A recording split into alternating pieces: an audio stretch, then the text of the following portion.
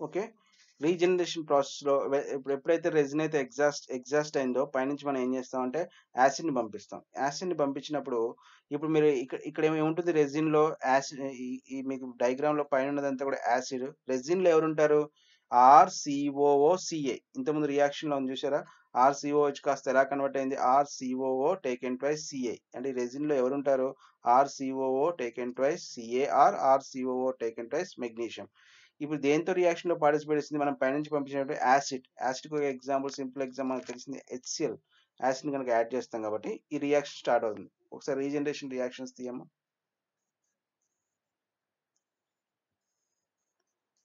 ఇప్పుడు రెసిన్‌లో ఎవరున్నారు? RCOO taken twice C. అంటే పైన మనకి రియాక్షన్‌లో వచ్చినటువంటి RCOO, Ca టేకెన్ ట్వైస్. మనం ఏం కలిపాం? HCl. కలిపితే హైడ్రోజన్ రెసిన్‌లోకెళ్ళి రెసిన్‌లో ఉన్నటువంటి కాల్షియం బయటకొస్తుంది. ఇంతకుముందేమో కాల్షియం లోపలికెళ్ళి హైడ్రోజన్‌ని బయటికి పంపించింది. ఇప్పుడు రివర్స్ రియాక్షన్. హైడ్రోజన్ లోపలికెళ్ళి కాల్షియంని బయటికి పంపిస్తుంది. పంపిస్తే మీకు పైనున్న రియాక్షనే మళ్ళీ వస్తుంది చూడండి. RCOO taken twice RCOOH plus మీకిక్కడ Ca+2 అని ఉంటుంది. కానీ ఇక్కడ 2 క్లోరిన్‌లు యాడ్ చేశాం కదా! అంతకుముందు H+ అనే బయటికొచ్చింది కాబట్టి ఇక్కడ క్లోరిన్‌లు ఎక్స్‌ట్రా యాడ్ అయ్యాయి కాబట్టి CaCl2 అని వస్తుంది. మీరు ఒకవేళ చిన్న క్లారిఫికేషన్ ఏంటంటే మీరు కన్‌ఫ్యూజ్ అవ్వకుండా ఉండాలంటే ఒక్కసారి పైన రియాక్షన్‌కి వెళ్ళండి. ఇది ఆహ్, cation exchange reaction first reaction ఇంకా పైకి. మీరిక్కడ ఏం చేస్తారంటే ఇక్కడే CaCl2 అని రాసుకోండి. ఇక్కడే CaCl2 అని రాసుకున్నారనుకోండి. RCOOH ప్లస్ CaCl2 అని రాసుకుంటే ఇక్కడ మీకేమొస్తుంది? 2HCl అని వచ్చేస్తుంది. అవునా కదా? మరి కాల్షియం +2 అని రాయకుండా ఇక్కడ ఏం రాస్తారు? CaCl2 అండ్ MgCl2 అని రాసుకున్నారనుకోండి. ఇక్కడ మీకేమొస్తుంది? 2HCl వస్తుంది. మీరు రీజనరేషన్ ప్రాసెస్‌లో ఇదే రియాక్షన్‌ని రివర్స్‌లో రాస్తే సరిపోతుంది. జస్ట్ ఈ రియాక్షన్‌లో మీరు ముందుగానే CaCl2 ఇక్కడ CaCl2 ప్లస్ 2HCl అని రాసుకుంటే మీకు రీజనరేషన్ ప్రాసెస్‌లో ఇదే రియాక్షన్ మీరు రివర్స్‌లో రాస్తే సరిపోతుంది. అర్థమవుతుందా? ఉన్నారమ్మా లైన్‌లో? ఓకే. అర్థమవుతుందా రియాక్షన్? ఈ రియాక్షన్‌లో మీరేం చేస్తారంటే CaCl2 అండ్ 2HCl ఇప్పుడే రాసేసుకోండి టెక్స్ట్ బుక్‌లో.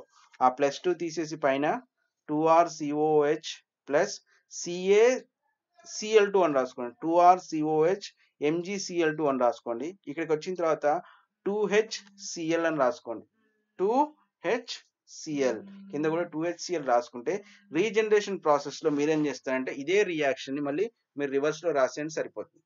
నెక్స్ట్ ఇక్కడికొచ్చినప్పుడు కిందికి జరపండి కొద్దిగా. ఓకే. రీజనరేషన్ ప్రాసెస్‌లో సెకండ్ కాలమ్‌లో ఏం చేస్తారంటే డయాగ్రామ్ గనుక మీరు చూస్తే బేస్ యాడ్ చేసి ఉంటుంది పైన. ఒకసారి డయాగ్రామ్ చూడండి. దీనిపైన ఏముంది? Base. When the resin is exhausted, the resin is regenerated by using of base. మనకు బాగా తెలిసిన బేస్ ఏంటి? Sodium hydroxide. అంటే ఇప్పుడు సోడియం హైడ్రాక్సైడ్‌ని యాడ్ చేస్తాం. సోడియం హైడ్రాక్సైడ్‌ని యాడ్ చేస్తే ఇప్పుడు రెసిన్‌లో ఎవరుంటారు?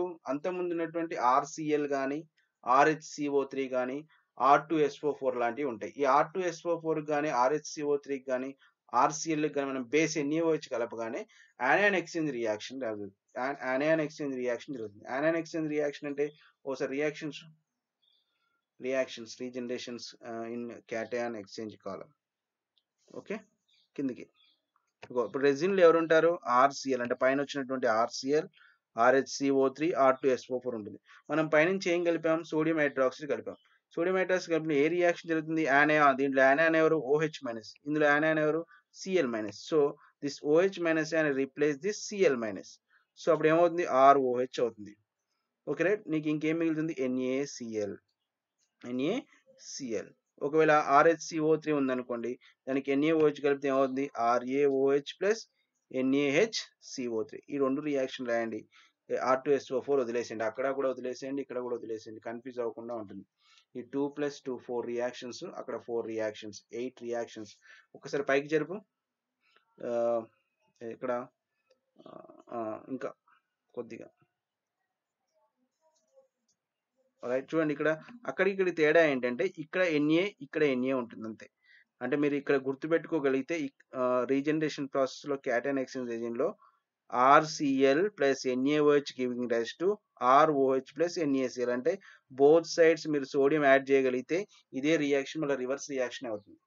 ఇక్కడ చూడండి ROH plus HCO3 giving rise to RHCO3 plus OH ఉందిగా NaOH యాడ్ చేస్తాం RHCO3కి NaOH యాడ్ చేస్తే మీకు ఏమొస్తుంది NaHCO3 ప్లస్ ROH అంటే బోత్ సైడ్ సోడియం యాడ్ చేయగలిగితే మీకు ఇంకో రివర్స్ రియాక్షన్ కూడా మీకు వచ్చేస్తుంది. అర్థమవుతుందా?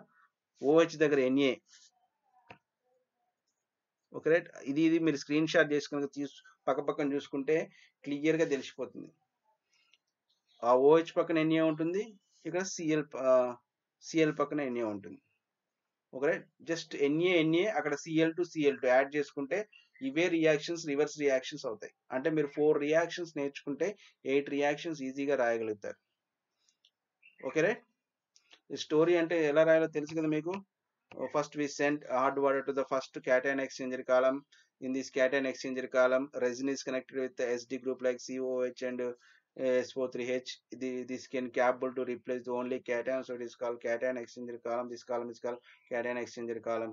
Next, in the second column, it is connected to the basic group. It can capable to replace the only anion, so that is called anion exchanger column. First, we sent hard water to the cation exchanger column. The cations. Which are the cations Ca plus 2 and magnesium plus 2 ions are replaced by H plus ion, and it is sent to the second column. In this column only anions, which are the anions Cl minus and HCO3 minus and SO4 ion replaced in this column. After some time, both the resins, cation exchange resin and anion exchange resin, are exhausted, so we regenerate the both the resin by using of acid and base. Cation exchange resin is replaced by acid, regenerated by the acid. Anion exchange resin is replaced by the base అని చెప్పేసి regeneration process అని heading పెట్టేసి 2 + 2 4 reaction రాస్తాం. Softening అని heading పెట్టేసి ఆ 2 + 2 4 reaction రాస్తాం. Clear అయినా? రియాక్షన్స్ క్లియర్ అయినా? రియాక్షన్ క్లారిటీ ఉండాలి, అంతే, ఏం లేదు. మ్యాటర్ ఎలాగో రాయగలుగుతారు మీరు. క్లియర్ అయినా? కెవిన్ ఎవరు అడిగారు అది?